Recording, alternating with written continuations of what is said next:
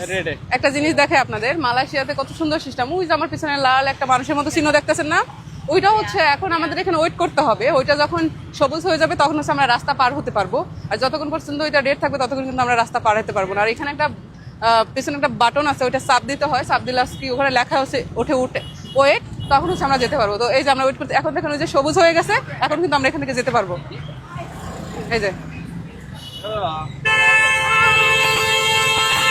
এই যে আমরা চলে যাচ্ছি, কারণ ওই যে সবুজ হয়ে গেছে, দেখছেন সবুজ হয়ে লোকটা দৌড়াচ্ছে, মানে ওই যে চিহ্নটা দৌড়াচ্ছে। তো আমরা এখন যেতে পারতেছি। এটা হচ্ছে মালয়েশিয়ার সব জায়গার রুলস, সব জায়গায় সব রোডে এরকম সিস্টেম করা। ওই যে দেখেন, আবার ওইটা যখন রেড হয়ে যাবে তখন আর আমরা যেতে পারবো না। আর এটা যখন সবুজ থাকবে ততক্ষণ কিন্তু সব গাড়িগুলো দাঁড় হয়ে যাবে। এই যে হচ্ছে বাটন, এটা চাপ দিলে হচ্ছে ওয়েট করতে হয় আর কি।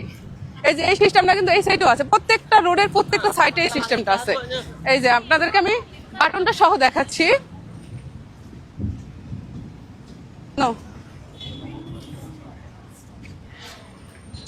এই যে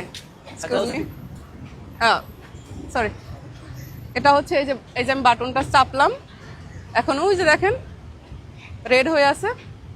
তো যখন হচ্ছে আমি এখান থেকে যাব, ওই যে ওয়েট লেখা উঠছে দেখছেন, তো যখন এটা সবুজ হবে ঠিক তখনই আমরা এখান থেকে যেতে পারবো।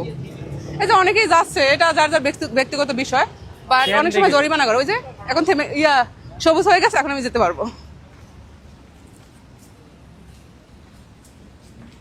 ওই যে আমি চাপ দিলাম, তখন ওয়েট লেখা আসলো, অ্যান্ড দেন তারপর কিন্তু সবুজ হয়ে গেল, তারপর কিন্তু আমরা আসতে পারলাম।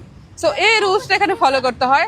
যদি আপনি ওই রুলসটা ফলো না করে আপনি যদি চলে আসেন, তাহলে আপনাকে মালয়েশিয়ান সরকার, মালয়েশিয়ান পুলিশ যে কোনো সময় জরিমানা করতে পারে। সো মালয়েশিয়া যারা আসবেন তারা কিন্তু এই রুলসটা ফলো করবেন। আর এরকম রুলস যদি আমাদের বাংলাদেশে থাকতো, আসলে আমাদের বাংলাদেশটা আরো বেশি উন্নত হয়ে যেত।